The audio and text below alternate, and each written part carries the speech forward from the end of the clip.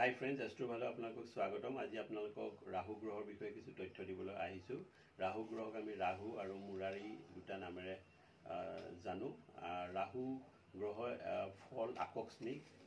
ৰাহু গ্ৰহ যদি আপোনাৰ কুণ্ডলীত অশুভ ভাৱত থাকে, তেতিয়াহ'লে আপোনাক এক ইলিউশ্যন ষ্টেট অফ মাইণ্ডত ৰাখিব। ধৰি লওক আপোনাৰ সাধাৰণ পেটৰ বিষ হৈছে, কিন্তু আপোনাৰ মনলৈ আপোনাৰ কিছুমান ভাৱ আহিব যে আপোনাৰ ষ্টমাক কেঞ্চাৰ হৈছে, কোলন কেঞ্চাৰ হৈছে, তেনেকুৱা ভাৱ আহিব। সাধাৰণ এক মাথাৰ বিষ হ'ব, কিন্তু আপুনি ভাবিব আপোনাৰ ব্ৰেইন টিউমাৰ হৈছে। তেনেকুৱা যোনটো বস্তু প্ৰকৃততে নহয়, সেই বস্তুটো আপোনাৰ কল্পনাত আহিব।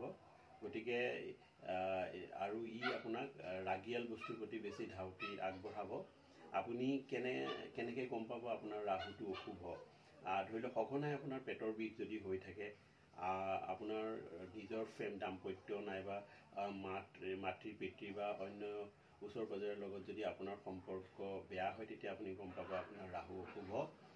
সাধাৰণতে মেক্সিমাম টাইম আপুনি ভ্ৰমত থকা, আৰ্থিক লছ প্ৰায় হয়, বাৰে বাৰে আপোনাৰ খং উঠা আৰু লোকক গালি গালাজ কৰা, আপোনাৰ বাণী কঠোৰ হ'ব, বাহন দুৰ্ঘটনা হ'ব আৰু যান বাহনৰ পৰা আপোনাৰ বহুত খৰচ বাঢ়িব।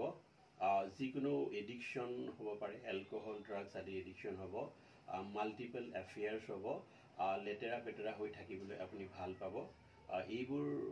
এইবোৰ যদি আপোনাৰ যিকোনো লক্ষণ যদি আপোনাৰ শৰীৰত আছে, তেতিয়া আপুনি গম পাব আপোনাৰ ৰাহু